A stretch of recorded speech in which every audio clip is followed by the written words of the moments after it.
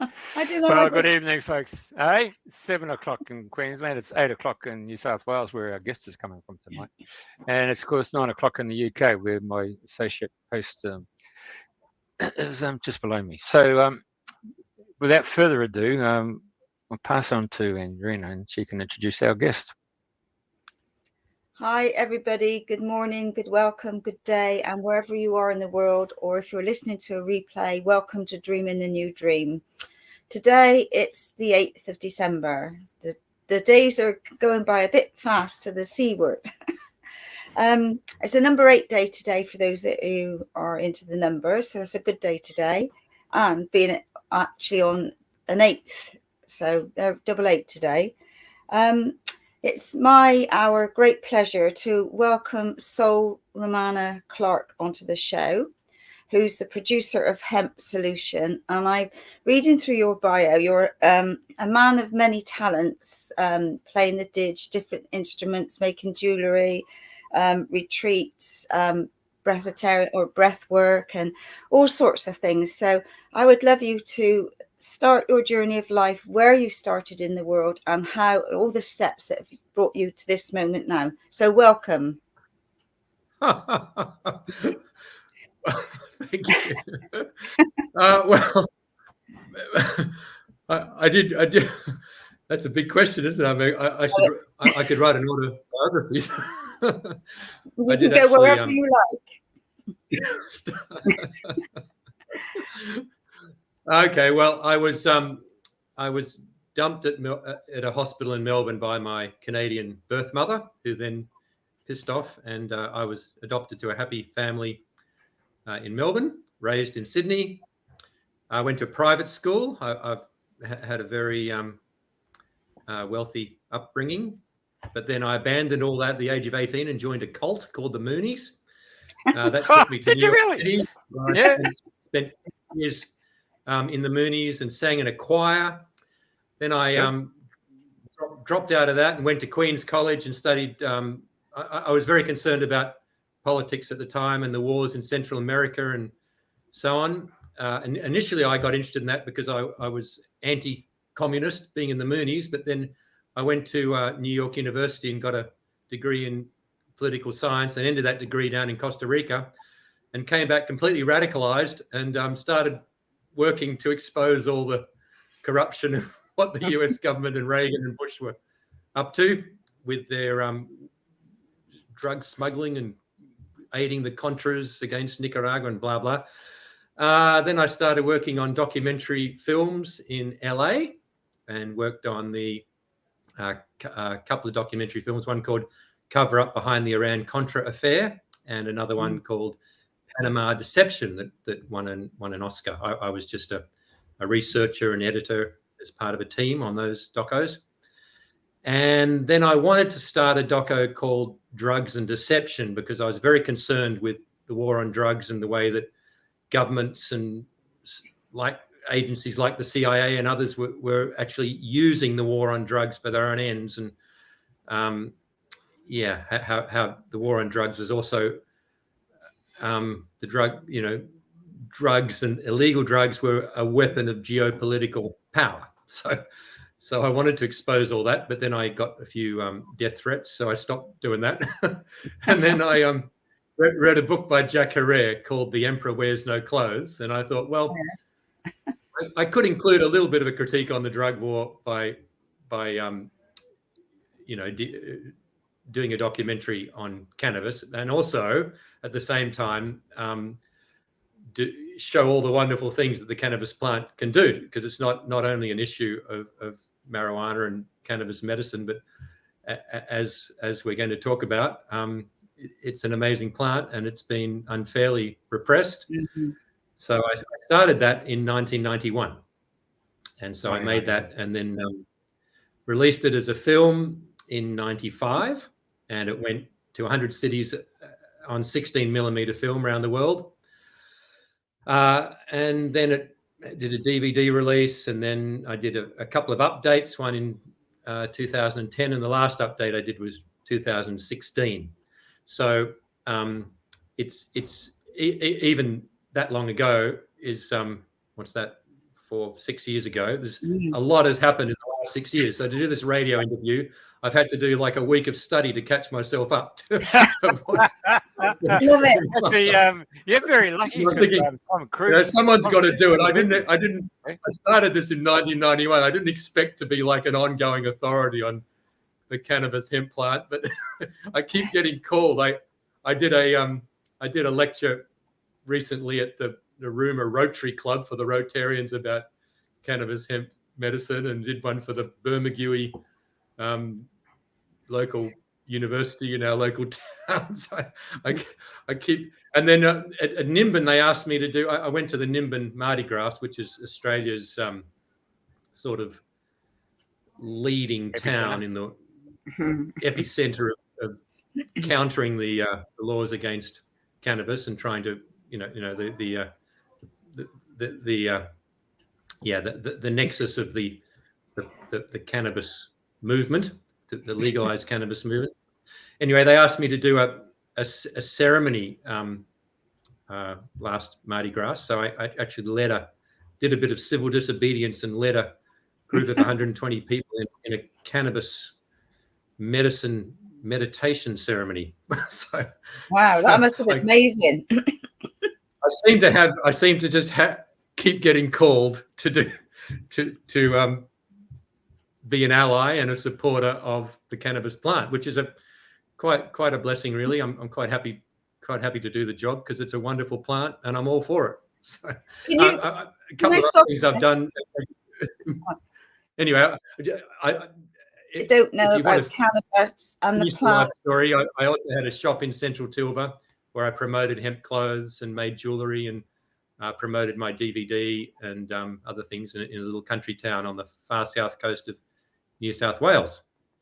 So I did that for 28 years, and then the last 4 years I've been retired from that and been focusing on a retreat centre in the bush. It got burnt down. I've had to rebuild it. So I've been out in the bush rebuilding a retreat centre for most of the last 3 years since the bushfires. So there you go. There's my whole life story. Right. So for those people that don't know much about cannabis and the benefits, and there's obviously all sorts of wacky stories and shouldn't be taking it and all of these. Can you enlighten for some people all about it and what it does and the benefits? Oh, hang on a sec. I've got a 5-minute video of Sols. Shall we play that? Yeah. Is that 5 minutes? Because that's a 5-minute trailer. Okay. I think that'll. Yeah. Yeah. Go. I think that's going to be. I think that's going to be quite empowering, isn't it? Okay. Just a moment. When it's got music soundtrack. I don't know if I've actually gone and set it up. I'll just see if it does play. You have to tell me if you get the audio because I'll have to go and reset it. Did you get the audio? Oh, no. Okay, I know what to do. You carry on talking and I'll set it up. I need to go back in and connect it to put the audio to it. Just 2 secs. Oh, present. By the way, I met Sol and Shakti down at the there we go. Shanti. Shanti at the Nimbin event. Mardi Gras. Yeah. Let's go with this. Okay, let's start again. For as long as we can look back, it's thrown in its lot with us. Marijuana has been associated with human camps as far back into the Paleolithic age as we can look. And there are a few plants in the world that have been as useful to human beings. But in modern times, to merely be in the presence of this plant can be a criminal offence. Millions have been and continue to be arrested.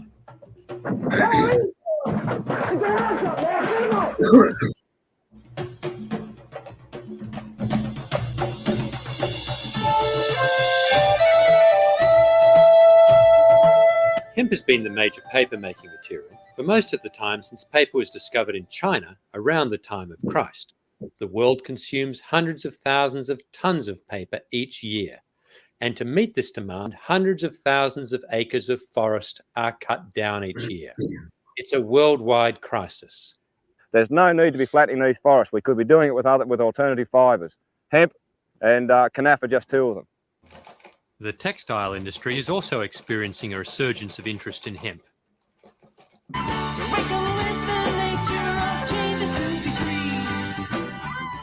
Chinese hemp will go from being 10% to 20% the size of their cotton crop.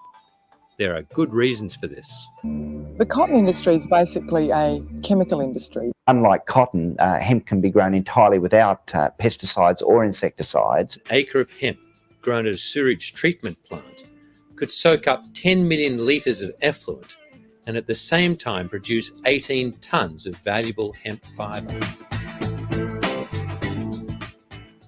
The English recently completed the world's largest hemp building, the 4,500 square metre Adnams Brewery. While growing, this hectare of hemp would have absorbed 18 tonnes of carbon dioxide, which becomes locked into the walls of the hempcrete house. BMW and Mercedes-Benz are using hemp in components. We envision hemp as being a complete new wave of the Industrial Revolution. Hemp seeds contain up to 40% high-quality oil. Many great paintings are hemp oil on hemp canvas. It is a nutritious base for cosmetics and is also a highly nutritious edible oil. Dr. Udo Erasmus states that hemp oil contains the best balance and quality of essential and beneficial fatty acids of all the seed oils. It has a near complete balance of essential amino acids. Hemp is probably the world's most economical, ecological, and easy way to grow highly nutritious protein food. Now that's something to shout about.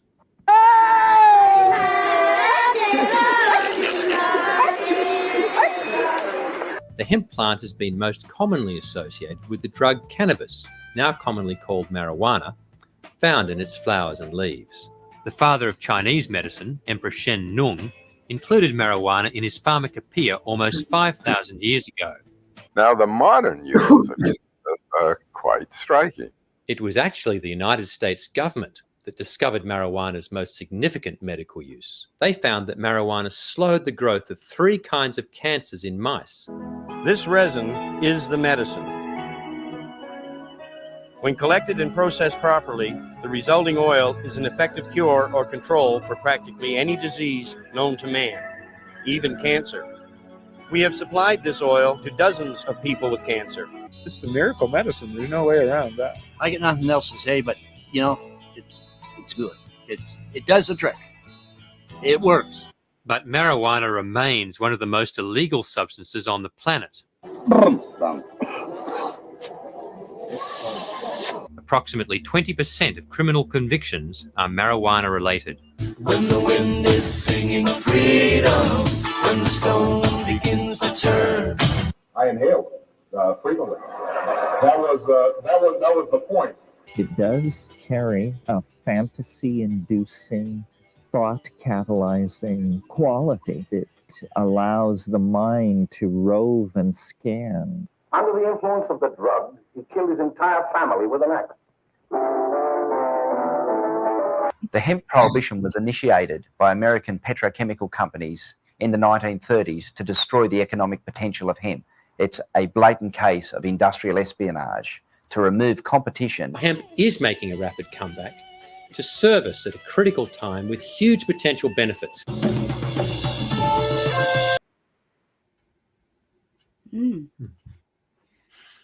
There you go. I think that really is a quite good 5-minute trailer just to awaken people's consciousness. Huh?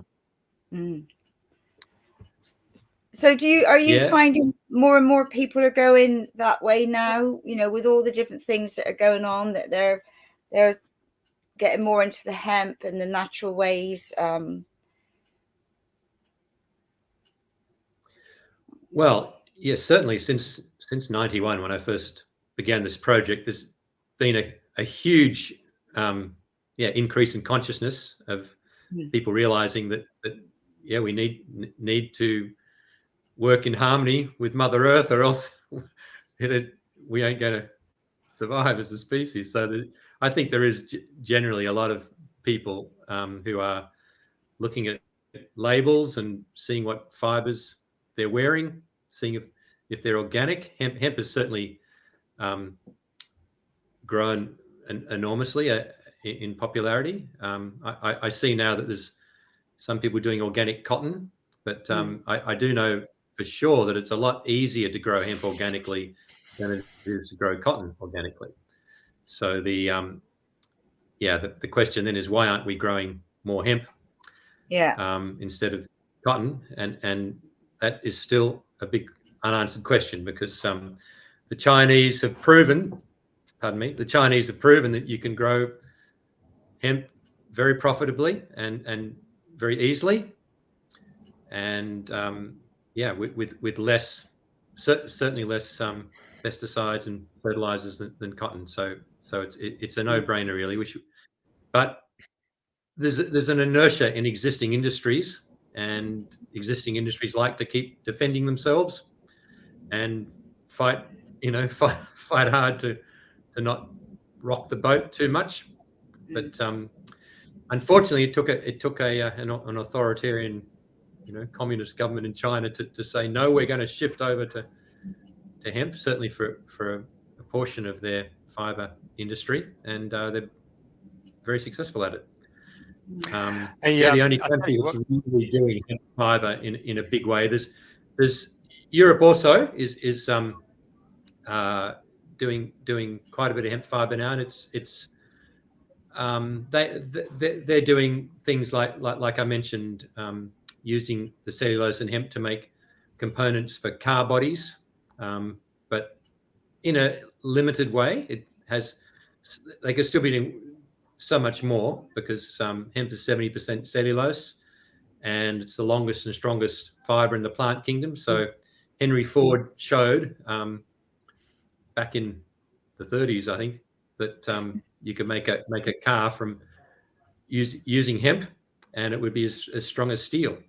And now the latest technology is that you can actually make beams out of hemp that are as strong as steel. So that technology is here with us. It just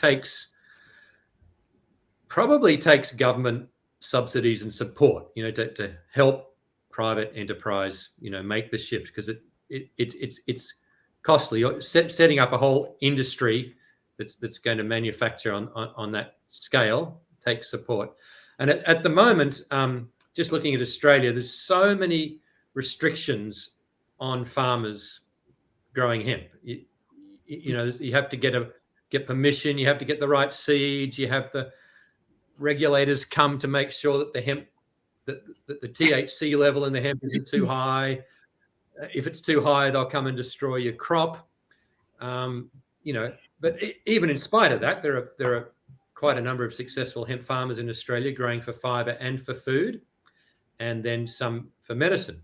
But that's another story. But we have so much more potential than we're allowing ourselves. And Canada is just a case in point, because in Canada they've legalized all aspects of the cannabis plant, including the marijuana and the medicine, and their farmers can now grow fiber and medicine, or seeds and medicine, in the same crop. It becomes extremely profitable, and there's not all the policing and the licensing and the restrictions. And their cannabis hemp crop is now worth $1 billion and rising rapidly. In Australia, by contrast, the Australian government, under the I think it's called Agri-Futures, which is an Australian government agency that's commissioned to support agriculture in Australia, they are 100% supportive of hemp, but their goal is that hemp production will get up to like $20 million worth by 2026. That's this Agri-Futures, an Australian government agency. That is minuscule compared to what, Canada's already $1 billion. China, we don't know. China's probably, around that that or more. But China is also restricted in that they're only allowing it under very strict control, with no ability for farmers to procure the medicine from the hemp crop. It's a complex issue because the plant is so amazing. It can provide food and fiber, as we've already mentioned, and medicine. And all strains of the cannabis hemp plant can provide all three, but there are strains that are bred for medicine, and strains best for fiber, and other strains best for food. But if you grow industrial hemp, it was discovered only recently after I already knew that the cannabis hemp was an amazing plant when I began this project in 1991. But sometime during the 90s and then towards the late 90s, it was discovered that even the industrial hemp crop is high in a cannabinoid called CBD, which is a very valuable medicine. And now there is a huge interest and market and realization that CBD, even from industrial hemp, is an extremely valuable medicine. So that makes it a doubly good crop for farmers. They could specialize in growing it for seed or specializing it, grow specialized strains for fiber. But on top of that, still be able to sell procure really valuable medicine. So it's an extremely valuable crop if we could just drop the legal restrictions. And Canada is the example of that right now. So we're wasting a huge opportunity in Australia, and most countries in the world are wasting a huge opportunity by being so caught up in fear around it and so pragmatic. Hey, so what I was really interested in, one of your video clips that I watched, was the ratio of 1 hectare takes 14 weeks, and from that you can have 1 house. And you compare that with growing, say, ponderosa pine or radiator pine, which requires its own temperate climate and pH soil and all that stuff. And honestly, you could be 10, 12 years before you get something of any building quality. Even then, per hectare, this hemp, I saw where those guys in Holland there had that tractor which had the cutting thing went down like that, and they just went and just cut right down towards the just above the root level there. And so you had a stubble, and so it was like sugar cane. So you actually retained the soil. Very much like sugar cane, Yeah, so you retain the soil because a lot of these crop seeds get put up like that, and the next season become a dust bowl. So I saw that and I thought, oh my God, you've now got a stubble there that's going to obviously regrow. And the other thing is, it's such a tall plant. No, it doesn't regrow. You need to plow that in. The stubble doesn't. It's only an annual plant, but the stubble does provide fertilizer for the soil, and it stabilizes the soil. So it's very good at stopping soil erosion, and grown in rotation with other crops, it's also very beneficial to provide nutrients to the soil and suppress weeds. Yeah, because that's the other thing, because it's such a tall plant, isn't it? So it's not as if it's going to be like a tree and needs to be pruned and trimmed and that. It's almost like a trippids, isn't it? Triffids just going straight up. And what I liked about that is you had a film clip in Nepal there where it could actually be used as firewood. I mean, it just keeps on giving, doesn't it? As a fuel. Yeah, it does. Yeah. This is. I know we talk about. I'm wearing a vest. Oh yeah, go. Oh, I was just saying this is from Nepal. This vest where they hand make the fiber. They pull the outside fibers off the stalk, and when I went over there, I saw them doing that, and then spinning it into thread, and then using a hand loom to make. So that's their traditional way of making garments. Probably one of the oldest garments on the planet. going back thousands of years. So this vest, you can still buy hemp made that way that's been made for thousands of years. But yeah, obviously with modern technology like what the Chinese are doing, which is what this shirt is, it can be very, made very fine, blended with cotton or other fibers, blended with silk. There's all sorts of advanced technology of processing, mainly done by the Chinese these days, which makes hemp a superior fabric to almost any fabric. Like I've been wearing hemp for 30 years now, since it became available, and my hemp clothes way outlast cotton or bamboo. Bamboo's been a popular fiber recent years, but my bamboo jeans wear out way faster than the hemp ones.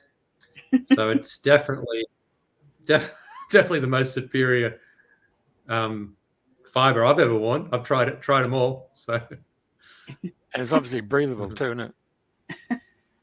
Very breathable, very comfortable. Yeah, very comfortable to wear. Yeah.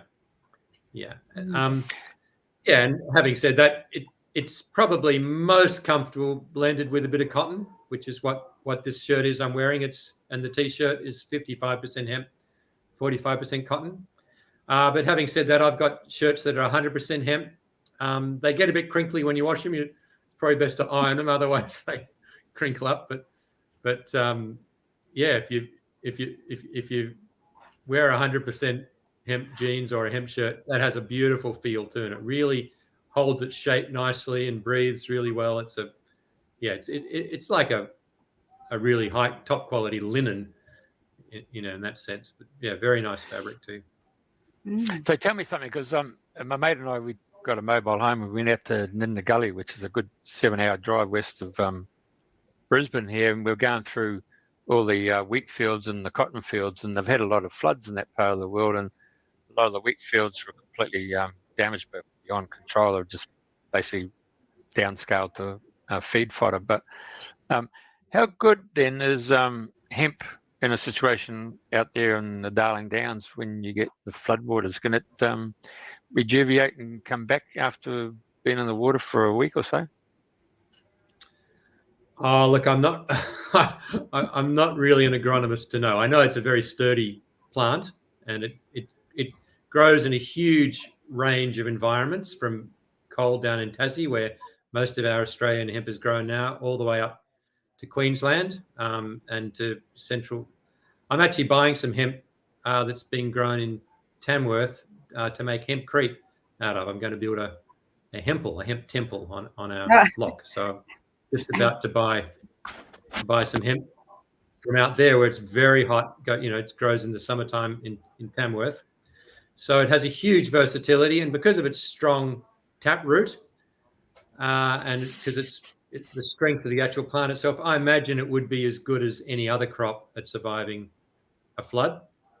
But yeah, I wouldn't know for sure. But it is a very strong, robust, and versatile crop, and the gene pool is very diverse. So you can get strains that grow in a very wide variety of different conditions and environments, depending on where you want to grow it and what because up you there want to grow it for. On the Darling Downs, you either get the red soil or the black soil. So I mean, we met some people who told us about these out-of-towners who come to Moree to build their artesian hot pools, and they built it on black soil, and it didn't take long before the pools cracked because of the porous nature of black soil, which turns into, well, you can get your machinery stuck in it, no problem at all. Almost like a quicksand type product. But if it's going to be in Tasmania, obviously the cold, and they get a lot of icy mornings and so forth. So it's definitely frost resistant. Versatile. Yeah. Well, it was originally indigenous to the Himalayas.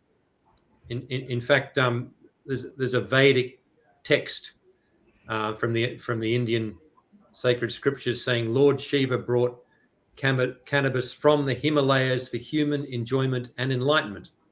That's in the ancient Hindu scriptures.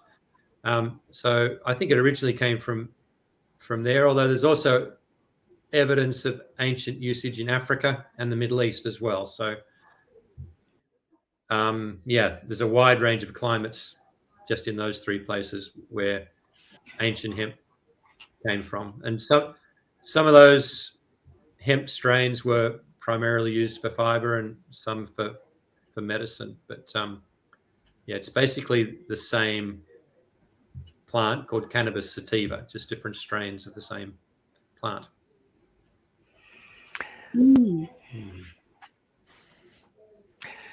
So do they have the guys in Canada, America there? I was up in Colorado there a couple of years ago, and of course that's all opened up, and off you go. You get your cannabis medicines there in Denver, and there's a lot of states that were very poor that opened up to hemp and cannabis situations, and their tax, the state's tax coffers have benefited substantially as a result of opening up to putting cannabis out there, like you go into the Netherlands, isn't it? Yes. I think about half the states have legalized either marijuana or either THC, the psychoactive cannabis, or the medicinal cannabis, which includes THC and CBD. Some states have legalized CBD and THC. Some have legalized just CBD, and some have kept it all illegal. So it's a bit of a mixture over in the States. But yeah, the ones that have legalized everything, like Colorado and California and Seattle and Oregon, the cannabis industry there is really booming, and they haven't experienced adverse, side effects of kids getting overly, I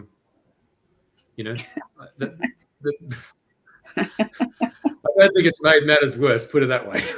I'm sure there's still kids who are more interested in getting stoned than going to school, probably before Prohibition or after Prohibition. But certainly dropping Prohibition hasn't made matters worse, for sure. And I don't think there's been, I think if anything, it's improved matters based on the latest research that's happened in California and Colorado. That includes, road accidents, and it also includes statistics relating to addiction of harder drugs. So when cannabis is, as Dr. Andrew Weil, who's a very notable doctor in the United States, as he says in my documentary, the desire to the human's desire to alter consciousness is a very fundamental part of humans. Humans have always wanted to do that, and for that reason, the drug plants are the oldest known cultivated plants by humans. So the question is, how are we going to deal with that natural desire in a safe and healthy way? And that requires wisdom and education. And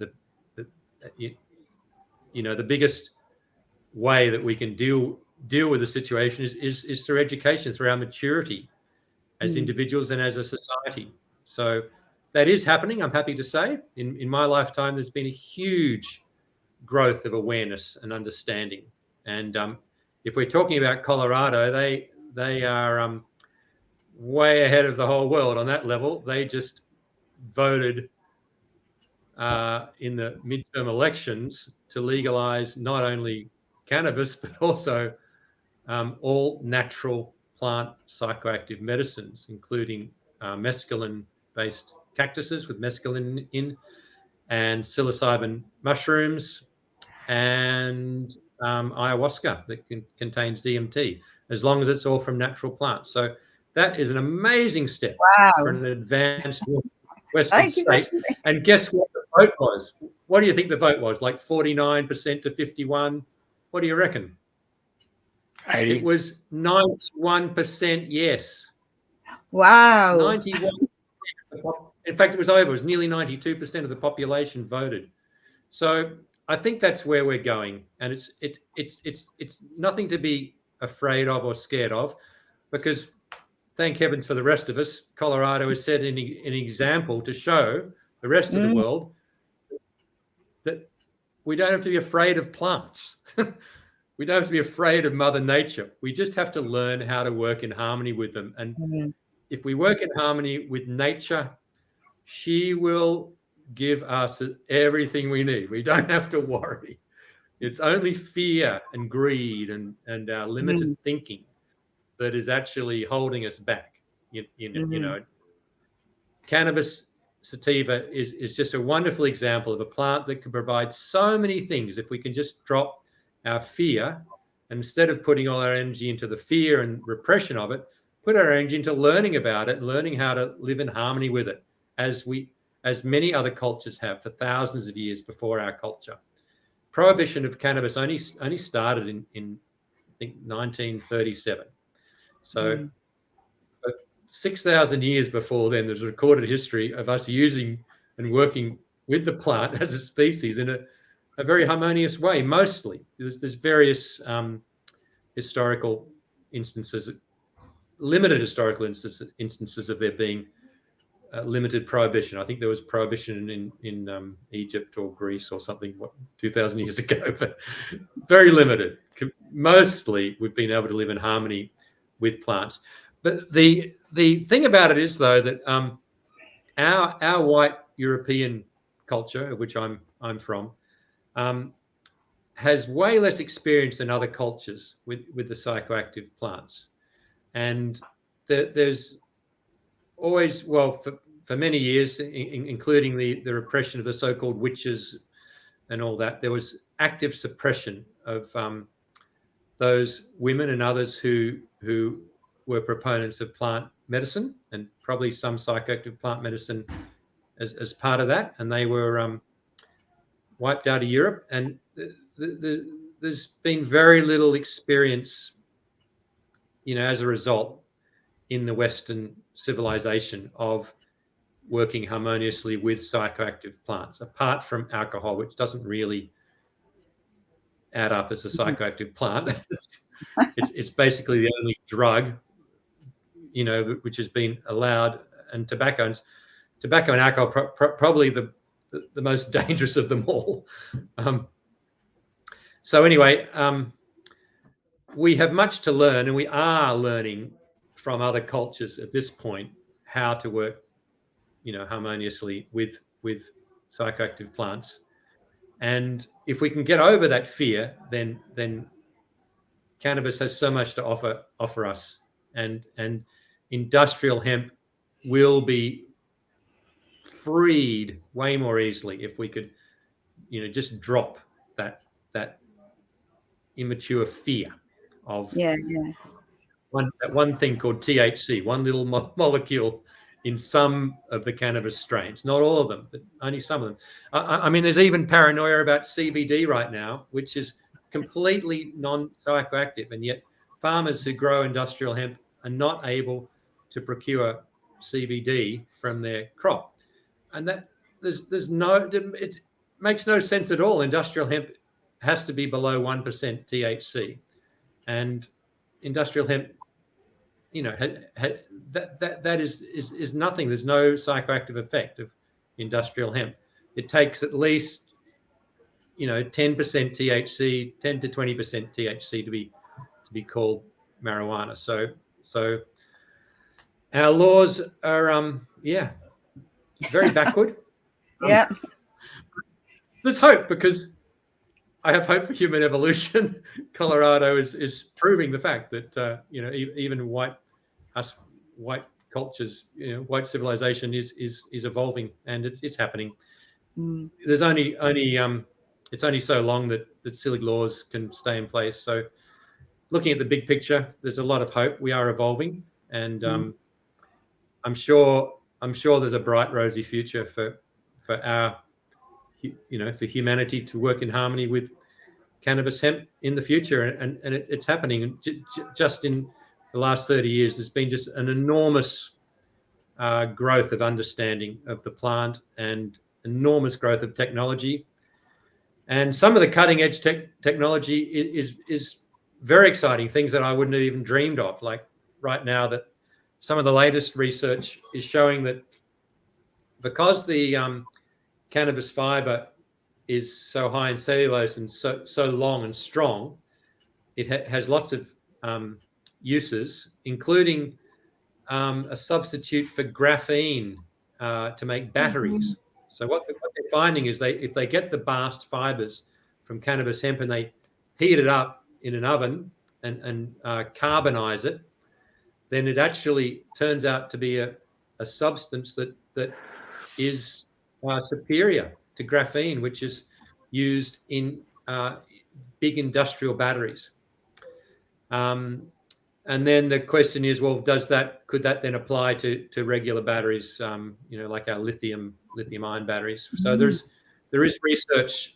The problem now is that it's a bit too bulky, but it certainly can be used for industrial batteries, or if we had a solar farm and needed to store large amounts of electricity and size volume wasn't an issue, then hemp batteries with the latest research look very promising. And then like I said before, the latest research of using hemp to make structural beams, for building, is to make beams as strong as steel, a comparable weight. So anyway, there's lots of exciting technology out there, and then there's lots of research just into the value of the hemp food, the hemp seed, with technology that's been analyzing the seed and the components in the seed, the value of the protein in the seed. It's probably, as a protein source, probably the second to soybean as the high protein food source, but way superior to soybean because it has all the full spectrum of the essential fatty acids, the omega-3, omega-6, omega-9, and two other ones as well that are also the one that's in evening primrose oil. I forget the names of them, but it has the fullest spectrum of the essential fatty acids of any of the seed oils, and the protein is also in a form that's very easily digested. So I think it's superior. It's a superior form of plant protein of almost any other plant protein.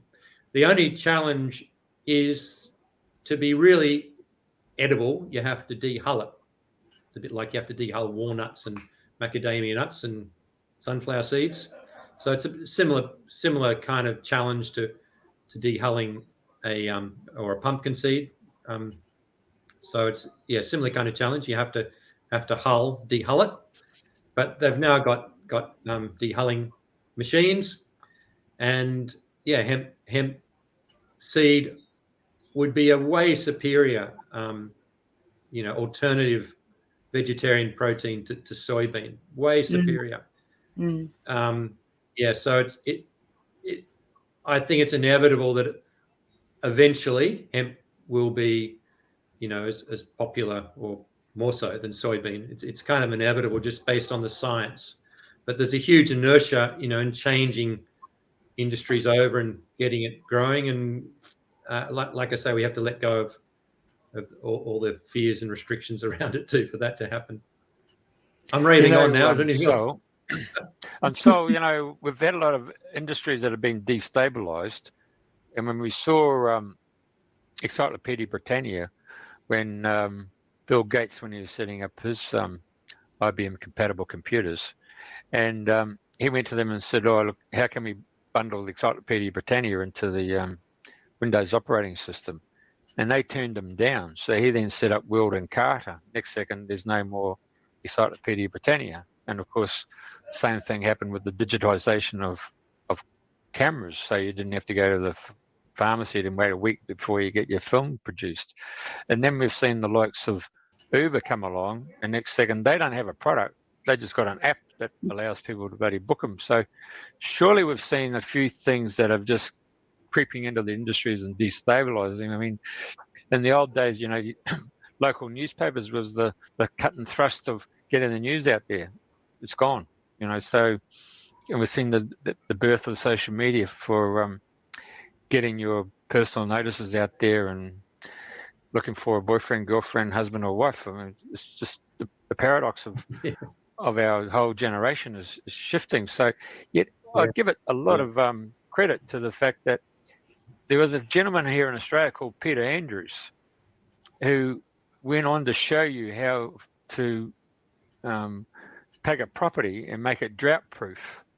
And unfortunately, his bank at the time, National Australia Bank, really forced him to the wall. He had some personal tragedy there as well. But lucky,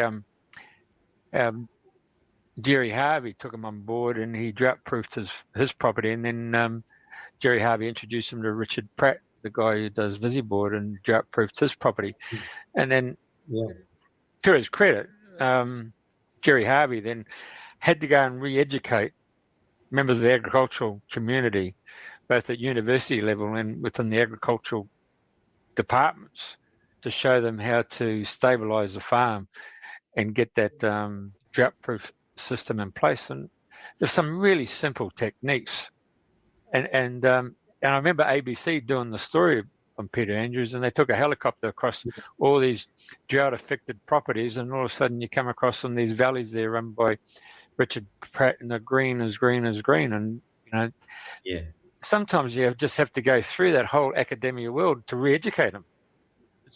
I find it really frustrating that our politicians are really people who've gone to universities and become lawyers and never really been like our founding farmers who've come from an industry and have an understanding of industry. The lawyer politicians just hand it back to the academic world and being an expert, and then they've got all these little checkpoints.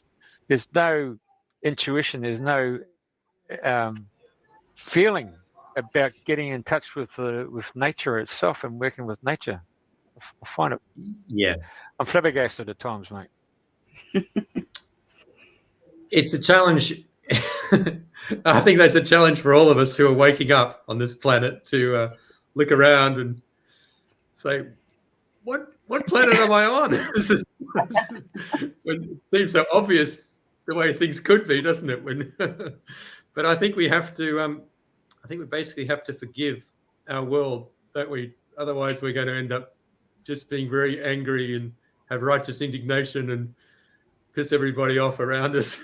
So I think we just have to keep holding the light of truth and just keep being that. Keep supporting all of us individually, wherever we find ourselves, supporting activities, industries, lifestyles that are sustainable, healthy, and in harmony with Mother Earth and in harmony with nature, and that aren't ruled by fear. So wherever we find ourselves, we just have to keep holding that space. And I basically, just find myself letting go of my worry and frustration. Otherwise, it's going to cause me too much anxiety, and I'm not going to be able to help anyone if I'm all, pissed off and anxious. I do keep hope alive in my own being, because I do see a lot of positive things happening. There is a lot of science and technology which is helping us, teaching us things. There's a lot of ancient wisdom from indigenous cultures that we are also, realizing that we need to learn from. There is also an increase in people expanding their consciousness by breaking out of old thought systems, old religious thought systems that have been around for thousands of years, and realizing that, having more expanded states of awareness in their spirituality. There's a whole, in the last 30 years, just been a huge explosion of consciousness on the planet. So I can see lots of positive things, and one of those, coming full circle from talking from science and technology and indigenous, influences is the plant kingdom itself, teaching us through plant medicine. And I think that that's something which I am very reverent about. Like, I might go to church and, thank Jesus or thank Buddha in a temple, but I'm also very reverent towards plant medicines. And I think that the way the plant kingdom is just subtly creeping in to human consciousness at this time, with the assistance of ancient traditions, from ancient cultures of India and Peru and others in South America and North America too. The way that ceremonial reverence of plant medicine is coming back into the Western culture is quite amazing. I'm quite astounded to meet so many people who have had experiences with those ancient, in a ceremonial context, with ancient traditions carried through into the modern world of using sacred medicines like ayahuasca or San Pedro or peyote or cannabis in a reverent way to actually expand consciousness and not just get stoned and drop out. I've personally found that the plant kingdom can be very healing and particularly helpful in us reconnecting with nature and reconnecting with spirit and reconnecting with infinite consciousness, getting our particular consciousness back in perspective. Because one thing that Western society has done is, with our intellectual way of looking at things and our school system and our whole intellectual way, it's made us very disconnected. It's made us very much in our heads and very much thinking that we can solve everything just by thinking it out or with our technological solutions. And with our cities and our whole culture, we've just basically become disconnected from nature. And that's where I think there's just a real need for humans and for our civilization just to get back in harmony with nature and connect with nature. And that's where plant medicines can help us enormously, as well as people just taking time to just connect with nature personally and to grow some vegetables in their garden, or to walk in the forest and listen to the birds, or go to a national park and just to get off their screens and get back into the forest. So I think more and more people are realizing the need for that. And I trust nature ultimately. I think those of us or the aspects of our civilization that refuse to will, probably not be sustainable one way or another. God help us all. But I think the hope for our civilization is coming back into harmony with the plant kingdom. And so I think there is a lot of hope. I see the awakening happening, and I'm not quite sure how it's going to play out. It's not going to. I think a lot of people, especially young people, I'm concerned of. I see a lot of young people very concerned. They hear all this fear, about global warming and about crises which are probably inevitably coming to our civilization if we don't clean up our act quickly. But on the other hand, I would just want to remind those young people there is enormous positive changes happening also. And the fear-based media are not necessarily broadcasting all those positive things that are happening. And I think that the greatest fear is fear itself. And I think if we allow, it's almost like the way I look at life, and I think what the plant medicines have taught me is that being incarnated in a human body, there's sort of all sorts of challenges, and every challenge is an opportunity. And we have two choices with everything. We can either be a victim to it and respond with anger and pissed offness and fear, or we can see every challenge as an opportunity, every crisis as an opportunity for growth. And I think on a global scale, on a civilization scale, we have a civilization which is faced with enormous crises, and almost to the point where we can look down the road and see that we might be headed for major crises coming up. And yet, in those circumstances, it's a little bit like an embryo going down the birth canal. We're getting squeezed, and the whole civilization could be just destruct, going through that birth canal. But I think on a civilization scale, we are birthing, and it's a huge task, and it's not necessarily easy or pleasant.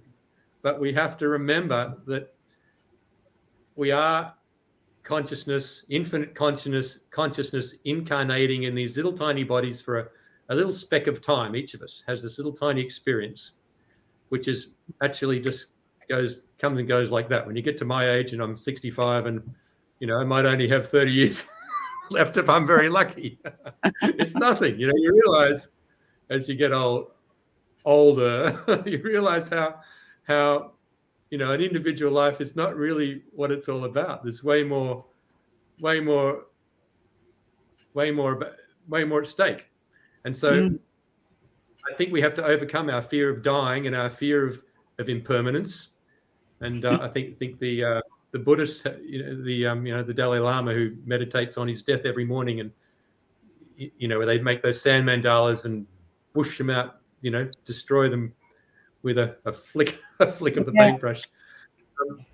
I think we have to realize that on the bigger picture, we are going through a birth canal as a civilization, and I think there's enormous hope. So yes, I am frustrated, Jeffrey, like you are, with the the Australian government and bureaucracy and our health ministers and the TGA, and I go, bloody hell, how can they be so dense? And yet that denseness, that immaturity, that narrow-minded consciousness is not sustainable. Truth is bubbling up, wisdom is bubbling up, awakening is bubbling up. Species. So to summarise what you've said tonight, summarising, if I was a farmer and I had 500 acres and I'm listening to the show, and I could turn that 500 acres into growing hemp, and I'm on the Darling Downs of Queensland, and would I be going for industrial hemp? Would I be going for the fact that I want to get the seeds as an edible oil crop coming out of it? Or would I want to go for the paper and pulp aspect to it? Do I want to go for the medicine type of thing, or do I want to go for the food? I mean, there's so many derivatives of this plant. What would you suggest to a farmer who wants to take the punt and realise he doesn't have to fill it with that field with fertilizer and chemicals, Yeah, I think that in Australia at the moment, you wouldn't be growing medicine if you're on the Darling Downs and you're doing broadacre farming, because just to mention that briefly, if you're growing it for medicine in Australia, you need to spend probably $1 million on a high security system. You have to have laser security around everything. You have to be in an area where no one's going to see it. You have to hire security guards. It's just like, what's your $1 million just to set up a cannabis medicine, even if you're growing CBD, which is non-psychoactive. That's how prohibitive the cost is. There are a few bigger businesses which are getting into growing hemp, but it's very, cannabis legally, but it's very hard for them to actually. I bought some shares in a couple of medical marijuana companies, legal ones, but the shares went down over the last few years. It's been very difficult for them. The black market in medicine, cannabis medicine, is way stronger than the legal market, for CBD cannabis and THC cannabis. So it's hard if you're going to do it legally. So then you're left with fiber or seeds, and you can go either way. In Australia, the fibre industry is about the same as the seed industry. And there's a woman in New Zealand who's they grow most of the seeds in sorry, not New Zealand, in Tasmania. They grow most of the seed crops in Tasmania at the moment, but there's also a possibility of, once you've harvested the seed, to then use the rest of the crop for the fibre, but that takes a bit more processing. And there is a woman in Tassie who's working on that and has a business. I think it's called Hemp. So her entire business is just using the rest of the seed crop. After they've harvested the seeds off, she uses the rest of it for legal products, which means that she's using she's processing the hurd, which is the inner part of the stalk, and the fiber, and making products like animal bedding or I think she's even making hempcrete out of the hurd, the inner hurd. So yeah, that's the potential. If you're growing it for seeds, you have that potential to also use the crop for other things. Most seed producers in Australia, however, are just growing it for seed, and the rest of the crop they can't use because it's still illegal to feed the rest of the crop to animals. You can't put cows in on the rest of the plant matter. You're procuring the seed off. You think there's a huge amount of fodder there in the rich leaves and all that, which are very nutritious, but our silly laws don't allow cows even to come and eat them. They're worried that the cows might pick up some trace of marijuana from an industrial hemp crop. So anyway, it is very difficult. So you either grow it for seeds or you grow it for fibre, and the fibre is mostly being used for hempcrete. So that does take some processing, and there are more and more decorticating machines coming up around the place. I know there's one up at Tenterfield where the hemp I'm buying is being decorticated. That means that if you're growing it for fibre, you're growing a long, tall stalk, and there's a machine that separates the inner part of the stalk, which is called the hurd, and that's what they make hempcrete out of. And then there's the fibre on the outside, which is what can be milled into clothing. Unfortunately, Australia is really behind in the processing of the fibre. So there's a lot of valuable, they call it bast fibre, the fibre of the hemp crop. It's going to take quite a lot of processing for us to be able to get the machines like China does to process the hemp into valuable fibre. So unfortunately, we're not really using the fibre very much at this stage. Most of the industrial hemp that's been grown for fibre is using the inner part of the stalk, and that does require decortication. But that is still proving to be profitable. Farmers that are, there's still farmers that are doing that and making a profit out of it. Exactly how much profit, I don't know. It's a beginning industry, so I think that, yeah, like any industry, it's sort of slowly getting there. But overall, it is really being hampered by our laws, because if the farmers, if they were able to grow that fibre, as I've said before, if they were able to grow their fibre crop and then also procure medicine from the same crop, it would be a very profitable crop, as the Canadian farmers can benefit from. But nevertheless, there are Australians who are doing it, and I think that they're very, brave and bold Australians who farmers, who have a vision and who can see that this is the right thing to do. It's the appropriate thing to do.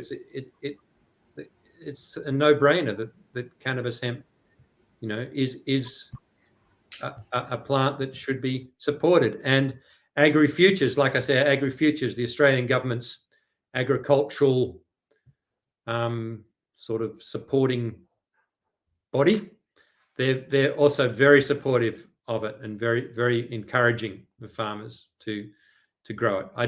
I don't think there are subsidies at this stage. It'd be good if there were. it'd be great if the government just really got behind it and subsidized it for a little while to get these industries off the ground, to help buy some decorticating machines, to help buy some hemp seed processing machines to sort of support the industry in that way. But even without that kind of subsidy, there is still a growing industry. It's growing at about 17% per annum, the industrial hemp industry in Australia. So that's a pretty rapid growth, really, considering the restrictions that are happening. It's still growing pretty steadily. So yeah, there's a lot of hope, and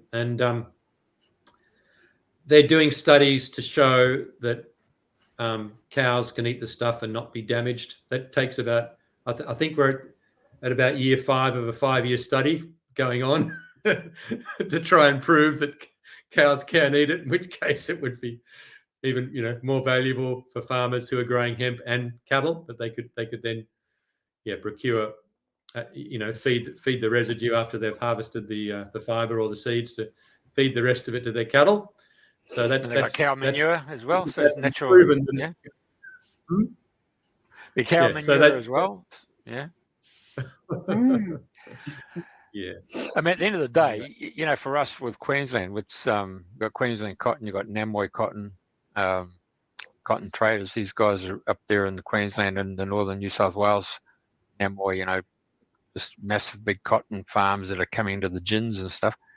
It's just if some of those took the bite and went for the hemp, just to reduce the water allocations that would then service the whole Murray-Darling rivers all the way through New South Wales, Victoria into South Australia. From a national perspective, there's a lot to be said for introducing the hemp in those areas, isn't it? Well, there sure is. I mean, as far as I understand, most of the cotton we're just shipping straight over to China for processing anyway. So, the worst case scenario, if we just grew the hemp stalks and shipped it over to China for processing, that would be equally as good, and if not way better, because it does require a lot less of the chemicals. As my documentary says, Dr. Kate Short says, cotton is basically a chemical industry. It just takes a huge amount of chemicals to suppress the weeds, which hemp doesn't require. It doesn't require that much herbicides, because the canopy of the hemp leaves just blocks out the weeds naturally. And then as far as pesticides, there might be some pests that might get in. That's kind of inevitable in Australia for a broadacre farm. Might need some pesticide use, but it's a way more robust plant. Well, I imagine, I think it's a way more robust plant than cotton, as far as I have heard. So certainly way less, weed killers, and probably less pesticides required for hemp than cotton. So and as far as water goes, it would need irrigation too, but possibly less than cotton. I'm not an expert on that, so I couldn't say for sure.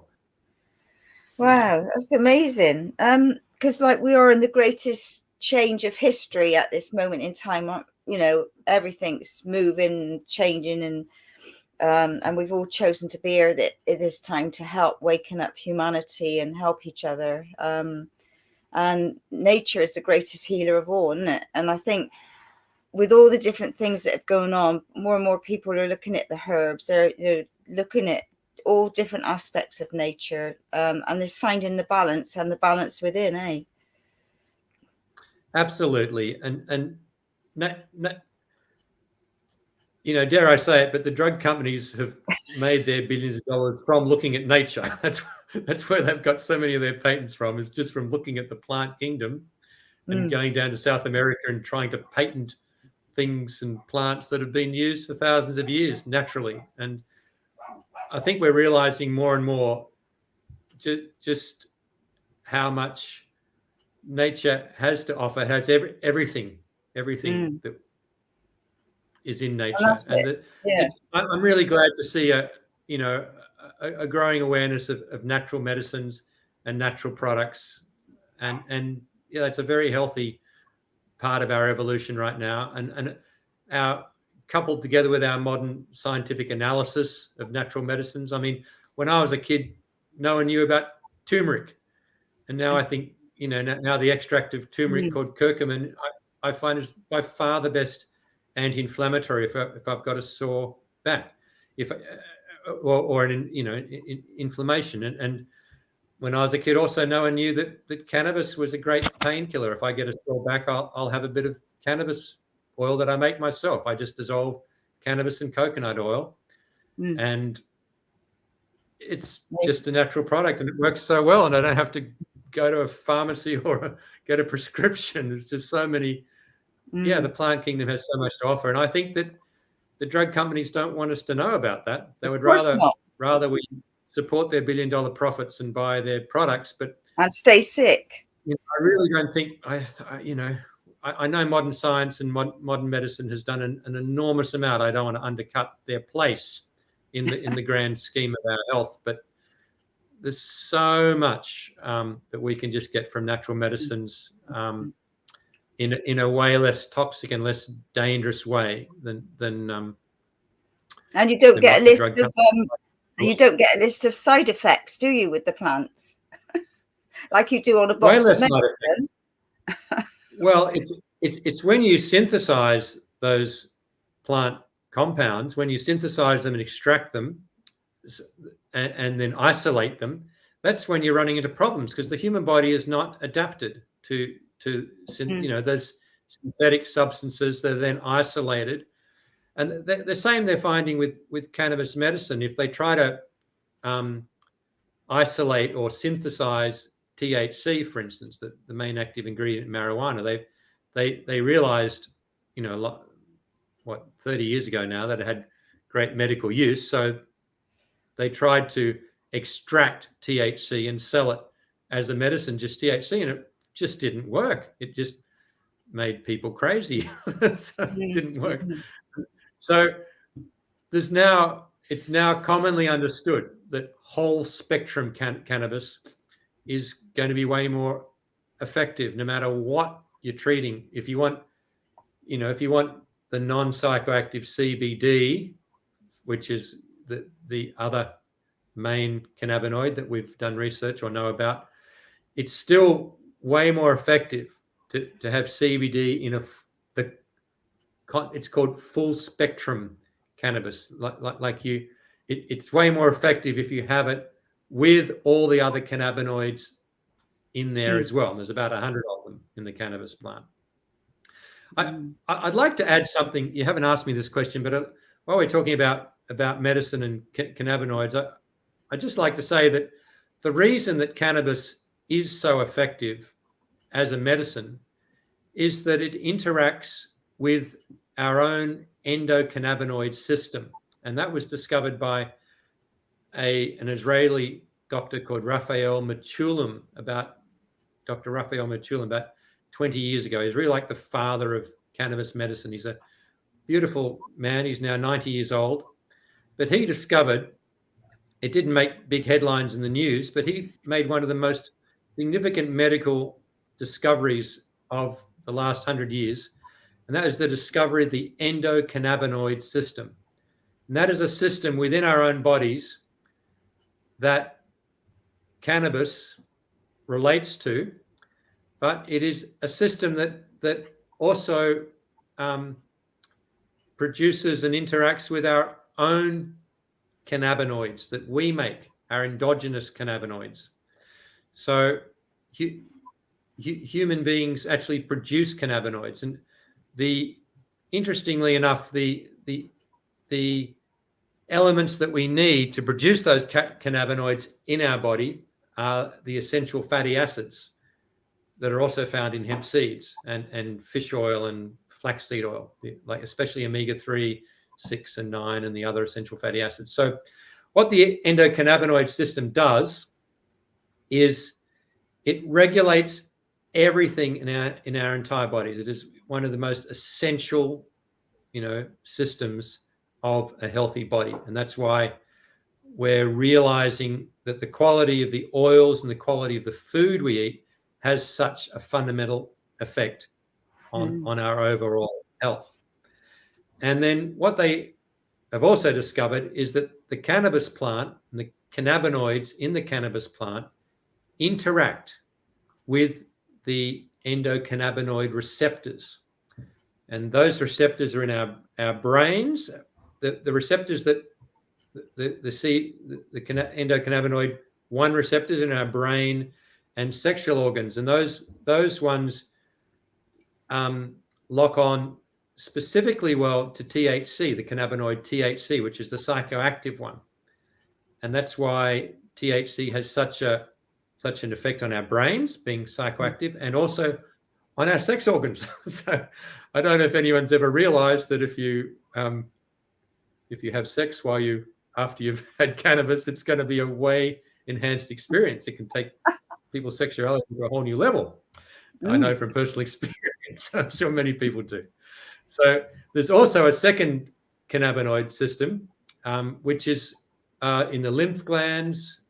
It's the CB2 receptors, they call them. They're in the lymph glands, all through the whole body, pretty well in every organ.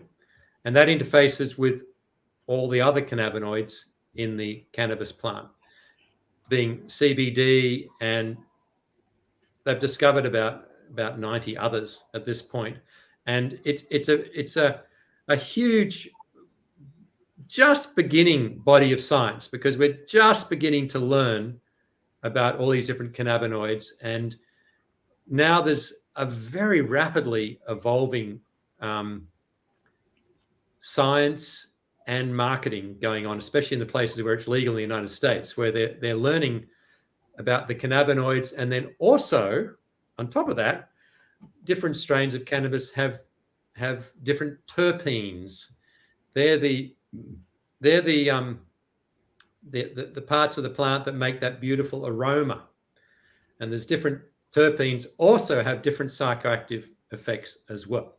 So we're looking at, maybe 120 different compounds at this point in the cannabis plant that all have potential medicinal use for almost every kind of ailment, because they interface with the endocannabinoid system that regulates every system in our body. So there's never been a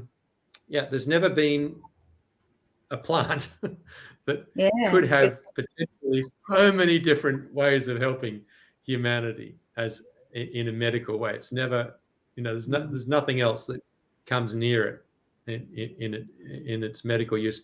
And the other thing is it's completely non-toxic, compared to other medicines that are in use today. Cannabis, because of its natural affinity and compatibility with our endocannabinoid system, it's very compatible with our bodies. You cannot have too much cannabis, that would be lethal or harmful to our biology.